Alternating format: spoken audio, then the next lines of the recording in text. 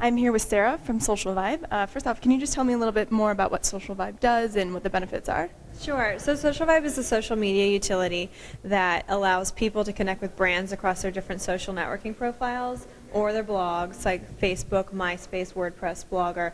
And for the member, it gives them a way to interact with the brand, start a conversation about that brand while earning a micro donation for charity. From the brand's perspective, it gives them a way to get their brand out there in a unique way so that people can actually start talking about that brand. And we are actually reaching over 40 million people per month right now. So it's a little different than like a static ad that you would see on a banner or on the sidebar of Facebook or something like that, because that person is actually choosing to endorse that brand and they're starting a conversation about it, because every engagement that that the member is engaging in is actually built just for SocialVibe.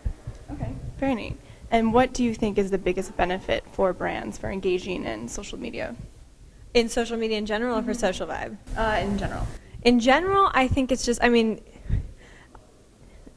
I just don't see why you wouldn't do it. Just because it's growing market, it's so rapid. You look at Twitter's growth, just for example, and I think having people talking about brands on social media, this is becoming more of a trusted news source than something like television or print. And so actually getting people to talk about these brands within social media is a bigger endorsement. People are going to pay more attention to that than they are if they just see something that's being shoved down their throat, like on a billboard or something like that. I'm going to pay more attention to a brand if it's actually integrated into social media versus, because my eyes are, when I'm for example, driving here in a cab from the airport, I'm on my phone, I'm checking my social media profiles, I'm not looking up at the billboards, I'm not watching TV, I'm fast forwarding. You know what I mean?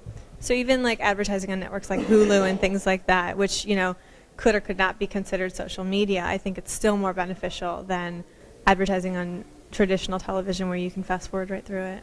Right, good answer. And if you were a brand who is new to social media, what would you suggest to them, or what tips would you have for them? Well, I would suggest that they decide who they're trying to market to and then choose one or two avenues of getting their message out there within social media, because there's a lot of different ways that you as a brand can get your message out there, whether it's Twitter or a Facebook fan page or setting up an ad campaign with somebody like SocialVibe.